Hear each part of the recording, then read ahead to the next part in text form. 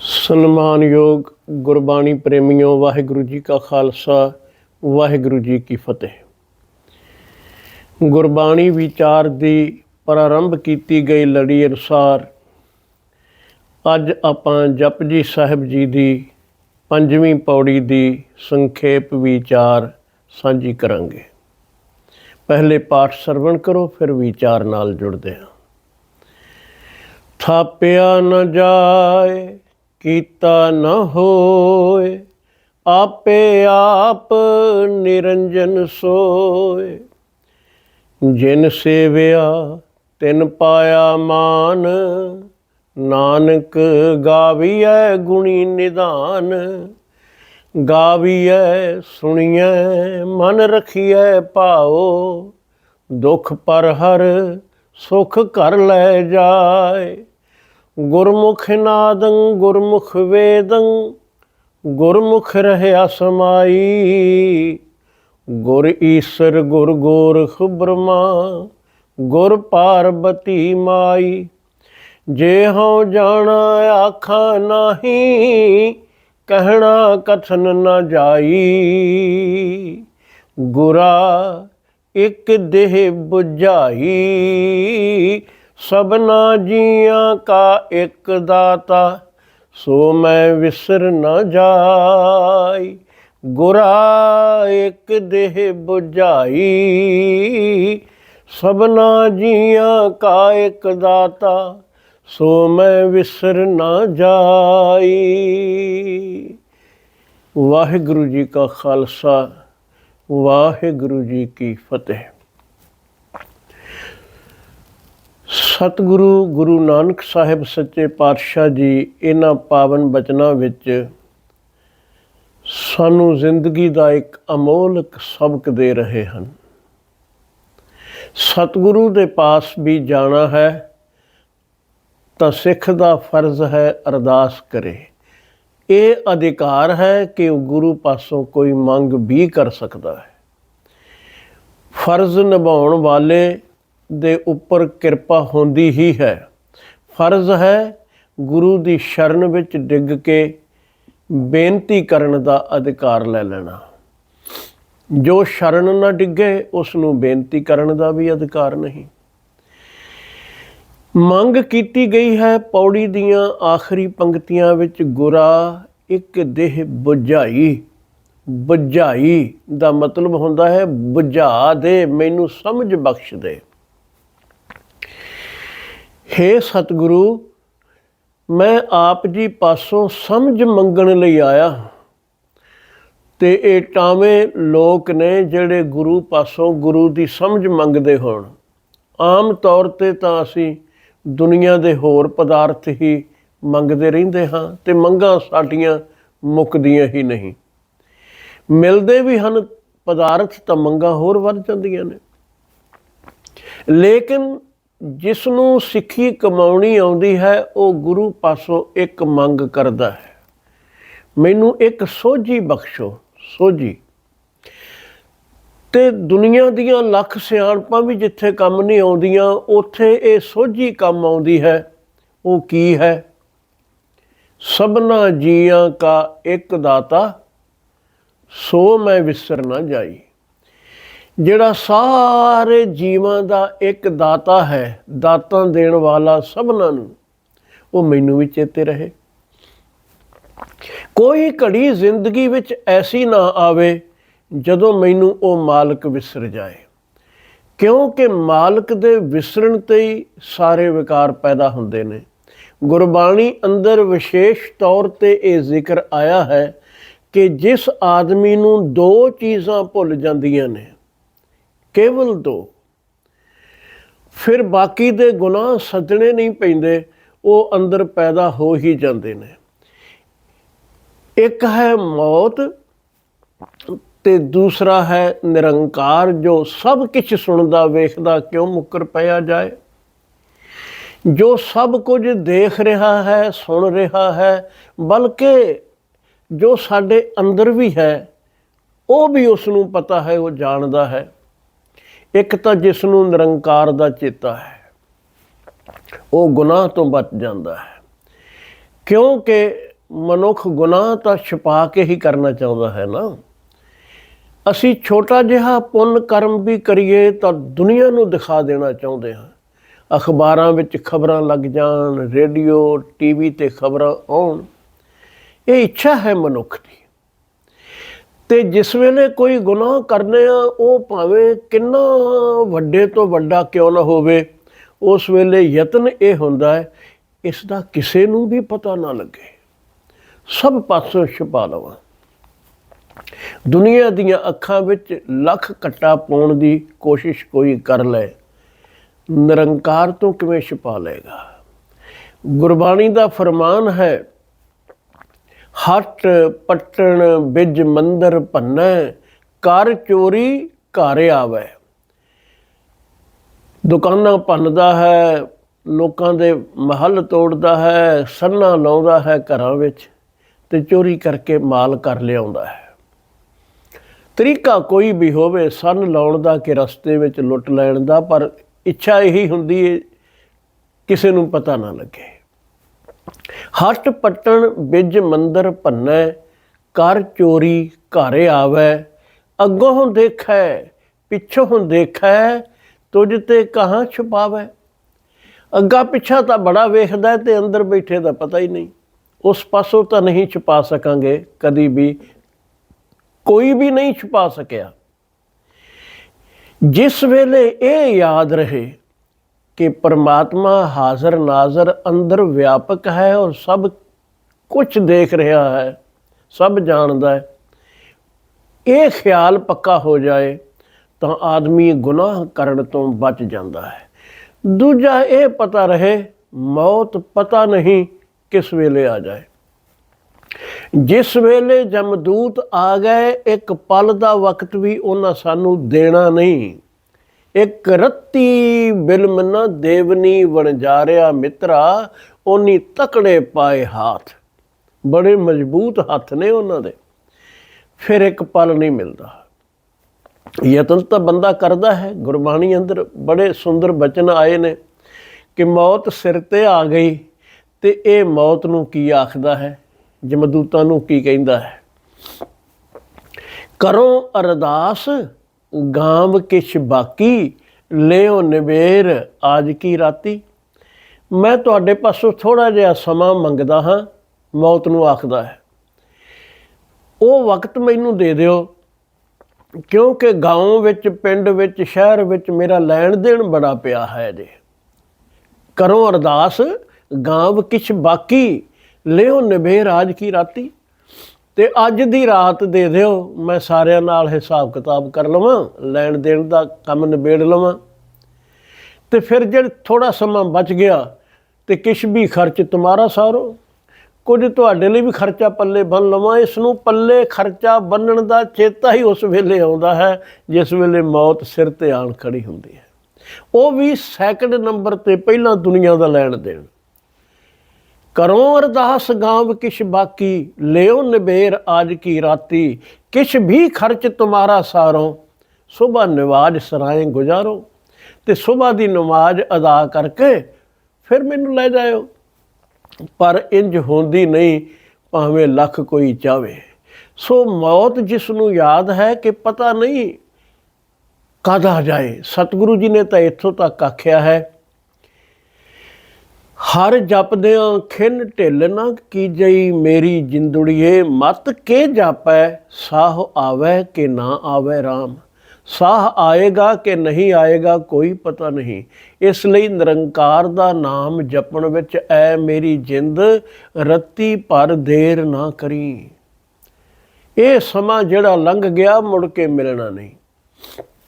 ਗੁਰੂ ਪਾਸੋਂ ਇਹ ਮੰਗ ਕਰਨੀ ਹੈ, ਗੁਰਾ ਇੱਕ ਦੇਹ ਬੁਝਾਈ, ਸਭਨਾ ਜੀਆਂ ਕਾ ਇੱਕ ਦਾਤਾ, ਸੋ ਮੈਂ ਵਿਸਰ ਨਾ ਜਾਈ। ਉਹ ਮੈਨੂੰ ਭੁੱਲੇ ਨਾ। ਬਸ ਜਿਸ ਨੂੰ ਮਾਲਕ ਯਾਦ ਹੈ ਉਹਨੂੰ ਮੌਤ ਵੀ ਯਾਦ ਰਹਿੰਦੀ ਹੈ ਕਿ ਉਸ ਦੀ ਰਜ਼ਾ ਵਿੱਚ ਆਏ ਹਾਂ, ਰਜ਼ਾ ਵਿੱਚ ਚਲੇ ਜਾਣਾ ਹੈ। ਤੇ ਉਹ ਆਦਮੀ ਸਾਰੇ ਗੁਨਾਹਾਂ ਤੋਂ ਬਚ ਜਾਂਦਾ ਹੈ। ਉਹ ਨਿਰੰਕਾਰ ਕਿੰਨਾ ਵੱਡਾ ਹੈ। ਥਾਪਿਆ ਨਾ ਜਾਏ, ਕੀਤਾ ਨਾ ਹੋਏ, ਆਪੇ ਆਪ ਨਿਰੰਜਨ ਸੋਏ। ਉਹ ਕਿਸੇ ਦਾ ਥਾਪਿਆ ਹੋਇਆ ਨਹੀਂ ਕਿ ਕਿਸੇ ਤੋਂ ਪੈਦਾ ਹੋਇਆ ਹੈ। ਜਿਸ ਨੂੰ ਕੋਈ ਥਾਪ ਸਕਦਾ ਹੈ ਨਾ, ਉਸ ਨੂੰ ਉਥਾਪ ਵੀ ਸਕਦਾ ਹੈ। ਕਿਸੇ ਪਦਵੀ ਤੇ ਤੁਸੀਂ ਕਿਸੇ ਨੂੰ ਥਾਪ ਦਿੰਦੇ ਹੋ। ਡੈਮੋਕ੍ਰੇਸੀ ਵਿੱਚ ਵੋਟਾਂ ਨਾਲ ਆਦਮੀ ਨੂੰ ਪ੍ਰਾਈਮ ਮਿਨਿਸਟਰ, MP, MLA ਜਾਂ ਕੁਝ ਵੀ ਬਣਾ ਦਿੱਤਾ ਗਿਆ ਹੈ। ਜੇ ਜਨਤਾ ਬਣਾਉਣ ਵਾਲੀ ਖਿਲਾਫ ਹੋ ਜਾਏ ਤੇ ਉਹ ਉਥਾਪ ਵੀ ਦਿੰਦੀ ਹੈ, ਥਾਪੇ ਨੂੰ ਉਤਾਰ ਵੀ ਦਿੰਦੀ ਹੈ। ਜਿਸ ਨੂੰ ਤੁਸੀਂ ਥਾਪ ਸਕਦੇ ਹੋ, ਕਿਤੇ ਬਣਾ ਸਕਦੇ ਹੋ ਕੁਝ, ਉਸ ਨੂੰ ਹਟਾ ਵੀ ਸਕਦੇ ਹੋ। ਨਿਰੰਕਾਰ ਕਿਸੇ ਦਾ ਬਣਾਇਆ ਹੋਇਆ ਨਹੀਂ। ਨਾ ਉਸ ਨੂੰ ਕੋਈ ਪੈਦਾ ਕਰਨ ਵਾਲਾ ਹੈ, ਨਾ ਇਹ ਪਦਵੀ ਤੇ ਥਾਪਣ ਵਾਲਾ ਹੈ ਕਿ ਸਭ ਕੁਝ ਤੇਰੇ ਹੱਥ। ਉਹ ਆਪਣੇ ਆਪ ਤੋਂ ਹੈ। ਇਸ ਲਈ ਉਹ ਥਾਪਿਆ ਹੋਇਆ ਕਿਸੇ ਦਾ ਨਹੀਂ, ਖੁਦ ਆਪਣੇ ਆਪ ਨੂੰ ਥਾਪਣ ਵਾਲਾ ਹੈ। ਉਹ ਕਿਸੇ ਦਾ ਕੀਤਾ ਹੋਇਆ ਨਹੀਂ ਬਣਿਆ। ਥਾਪਿਆ ਨਾ ਜਾਏ, ਕੀਤਾ ਨਾ ਹੋਏ, ਆਪੇ ਆਪ ਨਿਰੰਜਨ ਸੋਏ। ਤੇ ਉਹ ਦੂਰ ਵੀ ਨਹੀਂ, ਹਰ ਥਾਂ ਹਰ ਜ਼ਰਰੇ ਵਿੱਚ ਵਿਆਪਕ ਉਹ ਆਪ ਹੀ ਹੈ। ਆਕਾਸ਼ਾਂ ਪਾਤਾਲਾਂ ਵਿੱਚ ਵੀ, ਪਾਣੀ ਤੇ ਹਵਾਵਾਂ ਵਿੱਚ ਵੀ, ਧਰਤੀ ਤੇ ਵੀ ਉਹ ਨਿਰੰਕਾਰ ਕਣ ਕਣ ਵਿੱਚ ਆਪ ਹੀ ਰਮਿਆ ਹੋਇਆ ਹੈ। ਜੇ ਇਹ ਸਮਝ ਆ ਜਾਏ ਤਾਂ ਫਿਰ ਕਬੀਰ ਸਾਹਿਬ ਜੀ ਨੇ ਇੱਕ ਬਚਨ ਲਿਖਿਆ ਹੈ। ਉਹ ਕਹਿੰਦੇ ਨੇ ਬੰਦਗੀ ਦਾ ਪ੍ਰਤਾਪ ਤਾਂ ਇਹੀ ਹੋਣਾ ਚਾਹੀਦਾ ਹੈ, ਤੇ ਹੁੰਦਾ ਵੀ ਹੈ ਜਿਸ ਨੂੰ ਬੰਦਗੀ ਕਰਨੀ ਆਉਂਦੀ ਹੋਵੇ। ਉਹਨਾਂ ਆਪਣੀ ਅਵਸਥਾ ਲਿਖੀ ਕਿ ਮੈਂ ਜੇ ਜਪਿਆ ਹੈ ਤੇ ਜਪਣ ਦਾ ਫਲ ਕੀ ਹੈ। ਉਹ ਆਖਦੇ ਨੇ ਤੂੰ ਤੂੰ ਕਰਤਾ ਤੂੰ ਹੁਆ। ਹੇ ਪ੍ਰਭੂ, ਤੇਰਾ ਨਾਮ ਜਪਦਿਆਂ ਜਪਦਿਆਂ ਮੈਂ ਤੇਰਾ ਰੂਪ ਹੋ ਨਿਬੜਿਆ ਹਾਂ। ਤੂੰ ਤੂੰ ਕਰਤਾ ਤੂੰ ਹੁਆ, ਮੁਝ ਮੈਂ ਰਹਾ ਨਾ ਹੂੰ। ਮੇਰੇ ਅੰਦਰ ਹਉਮੈ ਨਹੀਂ ਰਹੀ। ਹੁਣ ਹੋਂ ਦੀ ਕੋਈ ਗੱਲ ਨਹੀਂ। ਜੇ ਤੈਨੂੰ ਜਪਿਆ ਹੈ ਤਾਂ ਹੇ ਪ੍ਰਭੂ ਤੇਰਾ ਰੂਪ ਹੋ ਗਿਆ। ਕਬੀਰ ਸਾਹਿਬ ਕਹਿੰਦੇ ਨੇ ਤੂੰ ਤੂੰ ਕਰਤਾ ਤੂੰ ਹੁਆ, ਮੁਝ ਮੈਂ ਰਹਾ ਨਾ ਹੂੰ। ਜਬ ਆਪਾ ਪਰ ਕਾ ਮਿਟ ਗਿਆ, ਜਤ ਦੇਖੋ ਤਤ ਤੂੰ। ਹੁਣ ਮੇਰੀ ਦ੍ਰਿਸ਼ਟੀ ਵੀ ਬਦਲ ਗਈ ਹੈ, ਕਿਉਂਕਿ ਬਿਰਤੀ ਬਦਲ ਗਈ, ਦ੍ਰਿਸ਼ਟੀ ਵੀ ਬਦਲ ਗਈ। ਜਿਸ ਬੰਦੇ ਦੀ ਬਿਰਤੀ ਬਦਲ ਜਾਏ ਉਸ ਦੀ ਦ੍ਰਿਸ਼ਟੀ ਜ਼ਰੂਰ ਬਦਲ ਜਾਂਦੀ ਹੈ, ਦੇਖਣ ਦਾ ਢੰਗ ਬਦਲ ਜਾਂਦਾ ਹੈ। ਹੁਣ ਮੈਂ ਜਿੱਧਰ ਵੀ ਦੇਖਦਾ ਹਾਂ, ਹੇ ਮੇਰੇ ਮਾਲਕ, ਤੂੰ ਹੀ ਤੂੰ ਨਜ਼ਰ ਆਉਂਦਾ ਹੈ, ਦੂਜਾ ਤਾਂ ਕੋਈ ਹੈ ਹੀ ਨਹੀਂ। ਨਾ ਕੋ ਬੈਰੀ ਨਹੀਂ ਬਿਗਾਨਾ, ਸਗਲ ਸੰਗ ਹਮਕੋ ਬਨ ਆਈ। ਸਭ ਤੇਰਾ ਹੀ ਰੂਪ ਹੈ। ਆਪੇ ਆਪ ਨਿਰੰਜਨ ਸੋਏ। ਨਿਰੰਜਨ ਉਸ ਨੂੰ ਇਸ ਲਈ ਕਹਿੰਦੇ ਨੇ, ਅੰਜਨ ਅੱਖਾਂ ਵਿੱਚ ਪਾਇਆ ਜਾਂਦਾ ਸੀ, ਕਾਲਾ ਸੁਰਮਾ। ਉਸ ਦੀ ਕਾਲਖ ਤੋਂ ਮਾਇਆ ਨੂੰ ਵੀ ਅੰਜਨ ਆਖਿਆ ਜਾਂਦਾ ਹੈ ਕਿ ਇਹ ਵੀ ਕਾਲਖ ਹੈ। ਉਹ ਮਾਲਕ ਕਿਸੇ ਮੋਹ ਮਾਇਆ ਦੀ ਕਾਲਖ ਵਿੱਚ ਲਿਬੜਨ ਵਾਲਾ ਨਹੀਂ, ਨਿਰਲੇਪ ਹੈ। ਉਸ ਨੂੰ ਕੋਈ ਕਾਲਖ ਨਹੀਂ ਕਿਸੇ ਪ੍ਰਕਾਰ ਦੀ ਵੀ, ਬਹੁਤ ਪਵਿੱਤਰ ਹੈ। ਪੂਰਨ ਤੌਰ ਤੇ ਪਿਓਰਿਟੀ ਦੇਖਣੀ ਹੈ ਤਾਂ ਉਹ ਨਿਰੰਕਾਰ ਵਿੱਚ ਹੈ। ਆਪੇ ਆਪ ਨਿਰੰਜਨ ਸੋਏ, ਉਹੀ ਹੈ ਵਿਆਪਕ, ਹੈ ਵੀ ਨਿਰਲੇਪ, ਮੋਹ ਮਾਇਆ ਦੀ ਕਾਲਖ ਤੋਂ ਵੀ ਪਰੇ ਹੈ। ਤੇ ਖੂਬੀ ਜਿਨ ਸੇਵਿਆ, ਜਿਸ ਨੇ ਵੀ ਉਸ ਨੂੰ ਆਰਾਧਿਆ, ਤਿਨ ਪਾਇਆ ਮਾਨ। ਜਿਨ੍ਹਾਂ ਨੇ ਆਰਾਧਿਆ ਉਹਨਾਂ ਨੂੰ ਨਿਰੰਕਾਰ ਵੱਲੋਂ ਬਹੁਤ ਵਡਿਆਈਆਂ ਮਿਲੀਆਂ, ਮਾਣ ਮਿਲਿਆ, ਸਨਮਾਨ ਮਿਲਿਆ। ਜੋ ਪ੍ਰਭੂ ਦੇ ਰੰਗ ਵਿੱਚ ਰੰਗੇ ਗਏ ਉਹ ਪ੍ਰਭੂ ਵਰਗੇ ਹੀ ਹੋ ਗਏ।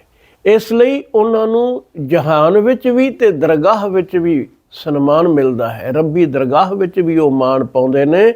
ਰੇ ਰੇ ਦਰਗਾਹ ਕਹੈ ਨਾ ਕੋ, ਆਓ ਬੈਠ ਆਦਰ ਸ਼ੁਭ ਦੇਉ। ਇਹ ਅਵਸਥਾ ਬਣ ਜਾਂਦੀ ਹੈ। ਜਿਨ ਸੇਵਿਆ ਤਿਨ ਪਾਇਆ ਮਾਨ, ਨਾਨਕ ਗਾਵੀਐ ਗੁਣੀ ਨਿਦਾਨ। ਇਸ ਲਈ ਸਤਿਗੁਰੂ ਗੁਰੂ ਨਾਨਕ ਸਾਹਿਬ ਕਹਿੰਦੇ ਨੇ, ਉਸ ਗੁਣਾਂ ਦੇ ਖਜ਼ਾਨੇ ਨੂੰ ਹੀ ਗਾਉਣਾ ਚਾਹੀਦਾ ਹੈ। ਉਸ ਦੇ ਗੁਣ ਸਦਾ ਗਾਓ ਤਾਂ ਕਿ ਉਹ ਗੁਣ ਸਾਡੀ ਜ਼ਿੰਦਗੀ ਦਾ ਵੀ ਹਿੱਸਾ ਬਣ ਸਕਣ। ਗਾਵੀਐ ਸੁਣੀਐ ਮਨ ਰੱਖੀਐ ਭਾਓ, ਦੁੱਖ ਪਰ ਹਰ ਸੁੱਖ ਕਰ ਲੈ ਜਾਏ। ਜੇ ਇਹ ਜੁਗਤ ਬੰਦਾ ਅਪਣਾ ਲਵੇ, ਚਾਹੇ ਕੋਈ ਗਾ ਰਿਹਾ ਹੈ ਚਾਹੇ ਸੁਣ ਰਿਹਾ ਹੈ, ਅੰਦਰ ਇੱਕ ਚੀਜ਼ ਦਾ ਹੋਣਾ ਜ਼ਰੂਰੀ ਹੈ। ਉਸ ਤੋਂ ਬਿਨਾਂ ਕੋਈ ਗਾਵੇ ਤਾਂ ਵੀ ਅਰਥ ਨਹੀਂ, ਸੁਣੇ ਤਾਂ ਵੀ ਅਰਥ ਨਹੀਂ। ਉਹ ਹੈ ਮਨ ਵਿੱਚ ਭਾਉ, ਪ੍ਰੇਮ। ਨਿਰੰਕਾਰ ਦੇ ਪ੍ਰੇਮ ਵਿੱਚ ਮਨ ਰੰਗਿਆ ਹੋਵੇ, ਫਿਰ ਉਹ ਸਿਫਤ ਸੁਣੇ ਆਪਣੇ ਪ੍ਰੀਤਮ ਦੀ, ਤਾਂ ਖੇੜੇ ਹੀ ਖੇੜੇ ਹਨ, ਆਨੰਦ ਹੀ ਆਨੰਦ ਹੈ। ਗਾਵੀਏ ਸੁਣੀਏ ਮਨ ਰੱਖੀਏ ਭਾਉ, ਚਾਹੇ ਸੁਣੀਏ ਚਾਹੇ ਗਾਵੀਏ, ਪਰ ਅੰਦਰਲੀ ਸ਼ਰਤ ਸਾਡੀ ਪੂਰੀ ਹੁੰਦੀ ਰਹੇ ਕਿ ਮਨ ਵਿੱਚ ਭਾਉ ਹੈ, ਪ੍ਰੇਮ ਹੈ ਉਸਦਾ। ਤੇ ਨਤੀਜਾ ਇਹ ਹੋਵੇਗਾ, ਦੁੱਖ ਪਰ ਹਰ ਸੁੱਖ ਕਰ ਲੈ ਜਾਏ। ਸਭ ਦੁੱਖ ਬਿਨਸ ਜਾਣਗੇ, ਦੂਰ ਹੋ ਜਾਣਗੇ, ਤੇ ਸੁੱਖ ਮਨੁੱਖ ਦੇ ਅੰਦਰ ਆਣ ਵਸੇਗਾ। ਗੁਰਮੁਖ ਨਾਦੰ ਗੁਰਮੁਖ ਵੇਦੰ, ਗੁਰਮੁਖ ਰਹਿਆ ਸਮਾਈ। ਗੁਰੂ ਦੇ ਰਾਹੀਂ ਹੀ ਇਹ ਸਮਝ ਮਿਲਦੀ ਹੈ, ਗੁਰੂ ਦੀ ਮੱਤ ਦੁਆਰਾ ਹੀ। ਉਸ ਦੀ ਆਵਾਜ਼ ਕੀ ਹੈ, ਸ਼ਬਦ ਕੀ ਹੈ, ਮਾਲਕ ਦੇ ਹੁਕਮ ਕੀ ਨੇ। ਨਾਦ, ਪ੍ਰਭੂ ਨਾਦ ਦੀ ਸਮਝ ਗੁਰੂ ਪਵਾਉਂਦਾ ਹੈ। ਵੇਦਨ, ਧਰਮ ਪੁਸਤਕਾਂ ਦੀ ਵਿਚਾਰ, ਫਿਲਾਸਫੀ, ਗਿਆਨ, ਇਹ ਵੀ ਗੁਰੂ ਦੀ ਮੱਤ ਵਿੱਚ ਹੀ ਅਸਲੀ ਗਿਆਨ ਹੈ। ਤੇ ਗੁਰੂ ਦੀ ਮੱਤ ਰਾਹੀਂ ਹੀ, ਗੁਰੂ ਦੁਆਰਾ ਹੀ ਇਹ ਪਤਾ ਲੱਗਦਾ ਹੈ ਕਿ ਉਹ ਨਿਰੰਕਾਰ ਘਟ ਘਟ ਦਾ ਵਾਸੀ ਹੈ, ਗੁਰਮੁਖ ਰਹਿਆ ਸਮਾਈ। ਉਹੀ ਸਮਾਇਆ ਹੋਇਆ ਹੈ ਕਣ ਕਣ ਦੇ ਅੰਦਰ। ਗੁਰ ਈਸਰ ਗੁਰ ਗੋਰਖ ਬ੍ਰਹਮਾ, ਗੁਰ ਪਾਰਬਤੀ ਮਾਈ। ਮੇਰੇ ਵਾਸਤੇ ਸਤਿਗੁਰੂ ਕਹਿੰਦੇ ਨੇ, ਗੁਰੂ ਹੀ ਸਭ ਕੁਝ ਹੈ। ਈਸ਼ਰ, ਸ਼ਿਵ, ਗੋਰਖ, ਬ੍ਰਹਮਾ ਸਭ ਮੇਰੇ ਵਾਸਤੇ ਇੱਕ ਸਤਿਗੁਰੂ ਹੈ। ਸਭ ਦੇਵਤਿਆਂ ਦਾ ਦੇਵਤਾ ਮੇਰੇ ਵਾਸਤੇ। ਪਾਰਬਤੀ ਮਾਂ ਵੀ ਉਹ ਗੁਰੂ ਹੀ ਹੈ। ਇੰਨੀ ਭਾਵਨਾ ਗੁਰੂ ਦੇ ਪ੍ਰਤੀ ਸਿੱਖ ਦੇ ਮਨ ਵਿੱਚ, ਸ਼ਰਧਾਲੂ ਦੇ ਮਨ ਵਿੱਚ ਹੋਣੀ ਚਾਹੀਦੀ ਹੈ। ਗੁਰ ਈਸਰ ਗੁਰ ਗੋਰਖ ਬ੍ਰਹਮਾ, ਗੁਰ ਪਾਰਬਤੀ ਮਾਈ। ਅਸੀਂ ਜਿਸ ਵੇਲੇ ਵਿਸਰਾਮ ਗਲਤ ਦੇ ਬੈਠਦੇ ਹਾਂ, ਜੋ ਆਮ ਦੇਖਣ ਵਿੱਚ ਆਉਂਦਾ ਹੈ, ਬ੍ਰਹਮਾ ਗੁਰ ਕਹਿ ਕੇ ਪਾਰਬਤੀ ਮਾਈ ਆਖ ਦਈਏ, ਸਾਰੇ ਹੀ ਅਰਥ ਬਦਲ ਜਾਂਦੇ ਨੇ। ਫਿਰ ਅਰਥ ਬਣ ਜਾਏਗਾ, ਈਸ਼ਰ ਸ਼ਿਵ ਵੀ ਮੇਰੇ ਲਈ ਗੁਰੂ ਹੈ, ਗੁਰੂ ਗੋਰਖ ਵੀ ਮੇਰੇ ਲਈ ਗੁਰੂ ਹੈ, ਬ੍ਰਹਮਾ ਮੇਰਾ ਗੁਰੂ ਹੈ ਤੇ ਪਾਰਬਤੀ ਮੇਰੀ ਮਾਂ ਹੈ। ਪਰ ਸਤਿਗੁਰੂ ਸਾਨੂੰ ਸਮਝਾਉਂਦੇ ਨੇ, ਨਹੀਂ, ਜਿਸ ਗੁਰੂ ਦੇ ਹੋ ਗਏ ਉਹੀ ਈਸ਼ਰ ਹੈ, ਉਹੀ ਬ੍ਰਹਮਾ ਹੈ, ਉਹੀ ਸ਼ਿਵ ਹੈ, ਉਹੀ ਪਾਰਬਤੀ ਮਾਂ ਹੈ। ਇਸ ਲਈ ਵਿਸਰਾਮ ਬਹੁਤ ਧਿਆਨ ਨਾਲ ਦੇਣ ਦੀ ਜ਼ਰੂਰਤ ਹੈ ਪੜ੍ਹਨ ਵੇਲੇ। ਗੁਰ ਈਸਰ ਗੁਰ ਗੋਰਖ ਬ੍ਰਹਮਾ, ਗੁਰ ਪਾਰਬਤੀ ਮਾਈ। ਜੇ ਹੋ ਜਾਣਾ ਆਖਾਂ ਨਹੀਂ। ਪਹਿਲੀ ਤੇ ਗੱਲ ਹੈ ਕਿ ਉਸ ਦੇ ਪੂਰਨ ਗੁਣ ਮੈਂ ਜਾਣ ਵੀ ਨਹੀਂ ਸਕਦਾ। ਉਹ ਅਗਾਧ ਬੋਧ ਹੈ। ਤੇ ਜੇ ਕੁਝ ਸਮਝ ਪੈ ਜਾਏ, ਉਹ ਪੂਰਨ, ਜਿੰਨੀ ਸਮਝ ਪਈ ਉਹ ਪੂਰਨ ਬਿਆਨ ਨਹੀਂ ਕੀਤੀ ਜਾ ਸਕਦੀ। ਸਾਡੇ ਸਾਰੇ ਸ਼ਬਦ ਛੋਟੇ ਪੈ ਜਾਂਦੇ ਨੇ ਮਾਲਕ ਦੀ ਸਿਫਤ ਆਖਣ ਵੇਲੇ। ਜੇ ਹਾਂ ਜਾਣ, ਕੁਝ ਸਮਝ ਵੀ ਲਵਾਂ, ਆਖਾਂ ਨਹੀਂ। ਕਿਉਂ? ਕਹਿਣਾ ਕਥਨ ਨਾ ਜਾਈ। ਕਹਿਣ ਨਾਲ ਕਥਨੀ ਪੂਰੀ ਨਹੀਂ ਹੁੰਦੀ। ਲੱਖ ਬਿਆਨ ਕਰੀਏ, ਪਰ ਹਰ ਬਿਆਨ ਪਰਮਾਤਮਾ ਦੇ ਸੰਬੰਧ ਵਿੱਚ ਕੀਤਾ ਗਿਆ ਬਿਆਨ ਅਧੂਰਾ ਹੈ, ਪੂਰਾ ਨਹੀਂ। ਜੇ ਹੋ ਜਾਣਾ ਆਖਾਂ ਨਹੀਂ, ਕਹਿਣਾ ਕਥਨ ਨਾ ਜਾਈ। ਹੁਣ ਬੇਨਤੀ ਹੈ, ਜਿੱਥੋਂ ਆਪਾਂ ਵਿਚਾਰ ਪ੍ਰਾਰੰਭ ਕੀਤੀ ਸੀ, ਗੁਰਾ ਇੱਕ ਦੇਹ ਬੁਝਾਈ। ਹੇ ਸਤਿਗੁਰੂ ਮੇਰੇ ਉੱਪਰ ਕਿਰਪਾ ਕਰ। ਬੁਝਾਈ, ਇਹ ਸ਼ਬਦ ਥੋੜਾ ਜ਼ੋਰ ਦੇ ਕੇ ਬੋਲਣ ਵਾਲਾ ਹੈ, ਕਿਉਂਕਿ ਬੁਝਾ ਦੇਣਾ ਹੁੰਦਾ ਹੈ ਜਿਵੇਂ ਦੀਵੇ ਨੂੰ ਬੰਦ ਕਰ ਦੇਣਾ, ਪਰ ਬੁੱਝਣਾ ਬਾਤ ਹੀ ਔਰ ਹੈ। ਉਹ ਹੈ ਸਮਝ ਲੈਣਾ, ਜਾਣ ਲੈਣਾ, ਮਤ ਪ੍ਰਾਪਤ ਕਰ ਲੈਣੀ। ਗੁਰਾ ਇੱਕ ਦੇਹ ਬੁਝਾਈ। ਉਹ ਕੀ ਬੁੱਝਣਾ ਹੈ? ਕੀ ਸਤਿਗੁਰੂ ਤੋਂ ਮੰਗ ਕੀਤੀ ਹੈ? ਸਭਨਾ ਜੀਆਂ ਕਾ ਇੱਕ ਦਾਤਾ, ਸੋ ਮੈਂ ਵਿਸਰ ਨਾ ਜਾਈ। ਜਿਹੜਾ ਸਾਰੇ ਜੀਵਾਂ ਦਾ ਮਾਲਕ ਇੱਕ ਨਿਰੰਕਾਰ ਹੈ, ਮੈਨੂੰ ਉਹ ਨਾ ਭੁੱਲੇ। ਉਸ ਦੀ ਯਾਦ ਹਮੇਸ਼ਾ ਮੇਰੇ ਹਿਰਦੇ ਵਿੱਚ ਬਣੀ ਰਹੇ। ਇਹ ਮੇਰੀ ਸਤਿਗੁਰੂ ਜੀ ਆਪ ਦੇ ਚਰਨਾਂ ਵਿੱਚ ਅਰਦਾਸ ਹੈ। ਆਪਾਂ ਸਾਰੇ ਦਿਲੋਂ ਅਰਦਾਸ ਕਰੀਏ, ਵਾਹਿਗੁਰੂ ਜੀ ਸਭਨਾਂ ਤੇ ਮਿਹਰ ਭਰਿਆ ਹੱਥ ਰੱਖਣ। ਸਤਿਗੁਰੂ ਦੇ ਦਰ ਤੇ ਜਾਂਦੇ ਹਾਂ, ਗੁਰੂ ਹਾਜ਼ਰ ਨਾਜ਼ਰ ਹੈ, ਘਰ ਵੀ ਬੈਠੇ ਹੋ। ਅਰਦਾਸ ਇਹੀ ਕਰਨ ਵਾਲੀ ਹੈ, ਸਾਨੂੰ ਇਹ ਸੋਝੀ ਬਖਸ਼ੋ ਕਿ ਰੱਬ ਨਾ ਭੁੱਲੇ, ਨਿਰੰਕਾਰ ਚੇਤੇ ਰਹੇ। ਬਾਕੀ ਦੇ ਗੁਣ ਆਪੇ ਹੀ ਜ਼ਿੰਦਗੀ ਵਿੱਚ ਆ ਜਾਂਦੇ ਨੇ ਜੇ ਨਿਰੰਕਾਰ ਦੀ ਯਾਦ ਬਣ ਜਾਏ। ਭੁੱਲਾਂ ਖਿਮਾ ਕਰ ਦੇਣੀਆਂ। ਅੰਤ ਵਿੱਚ ਬੇਨਤੀ ਉਹੀ ਹੈ, ਜੇ ਆਪ ਜੀ ਵਿਚਾਰ ਸਰਵਣ ਕਰਦੇ ਹੋ, ਸੰਪੂਰਨ ਕਥਾ ਸੁਣਨ ਤੋਂ ਬਾਅਦ ਆਪਣੇ ਸਾਰੇ ਸਰਕਲ ਵਿੱਚ ਸ਼ੇਅਰ ਜ਼ਰੂਰ ਕਰਿਆ ਕਰੋ, ਲਾਈਕ ਕਰਨਾ ਔਰ ਚੈਨਲ ਨੂੰ ਸਬਸਕ੍ਰਾਈਬ ਜ਼ਰੂਰ ਕਰੋ। ਉਸ ਨਾਲ ਸਾਨੂੰ ਖਬਰ ਪਹੁੰਚਦੀ ਹੈ ਕਿ ਸੰਗਤਾਂ ਅੰਦਰ ਉਤਸ਼ਾਹ ਹੈ। ਪਿਆਰ ਸਹਿਤ ਬੁਲਾਓ ਫਤਿਹ। ਵਾਹਿਗੁਰੂ ਜੀ ਕਾ ਖਾਲਸਾ, ਵਾਹਿਗੁਰੂ ਜੀ ਕੀ ਫਤਿਹ ਜੀ।